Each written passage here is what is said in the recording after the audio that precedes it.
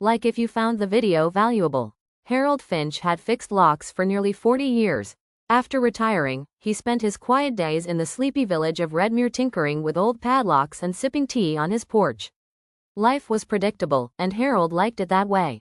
That's why the brass key puzzled him.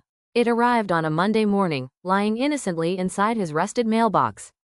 No note, no envelope, just the key, antique, ornate, heavy in the hand. The bow was shaped like an eye, and the shaft was engraved with curling ivy patterns. Harold stared at it for a long time before taking it inside. He placed it on his workbench and examined it under the lamp. It wasn't any design he'd ever seen. Not British, not European. Possibly custom-made, but for what? Harold chuckled to himself. Someone's idea of a joke, he muttered. Still, he couldn't resist trying it. Over the next few days, Harold brought the key with him around town. He tried it on every door he could find, old barns, forgotten sheds, padlocked fences, even the church cellar. It never turned, but when he reached the edge of town, something changed. The Whitmore estate had been abandoned for decades. Once a grand mansion, it was now a crumbling skeleton of stone and ivy, hidden behind rusted gates. Children whispered ghost stories about it. No one dared go near. But Harold, driven by curiosity, walked up the front path and stood before the heavy oak door.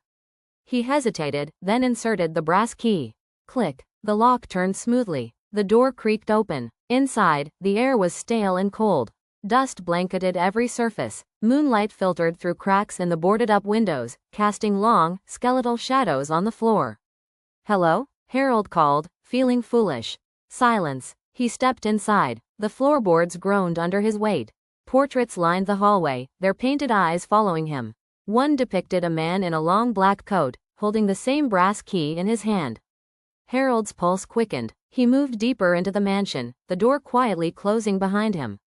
The moment it clicked shut, the temperature dropped. "Just the draft," he whispered. He entered the sitting room. A grand piano sat beneath a dusty chandelier. On a nearby table was a journal, its cover leather-bound and cracked. Harold opened it. The key finds its way to the next seeker. The one who opens the door must finish the circle. Suddenly, the air thickened. A sound, like footsteps above. He turned toward the staircase.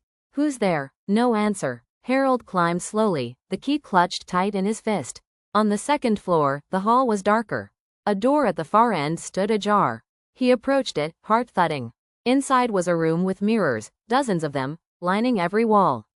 They reflected his face from every angle, slightly distorted. In the center of the room was a small table. On it, a single item, another key.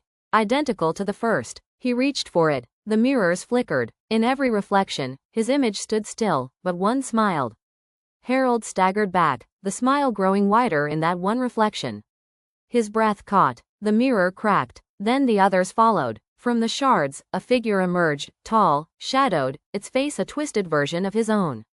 Harold ran. Down the stairs, through the hallway, past the portraits whose eyes now bled black tears. He reached the front door. The key didn't fit. He screamed, jamming it into the lock, twisting and turning, but it refused. Behind him, the sound of slow footsteps. He turned. Nothing. Then, a whisper near his ear. "You opened the door. You finish the circle." The world went black. The next morning, the townsfolk found the Whitmore door wide open.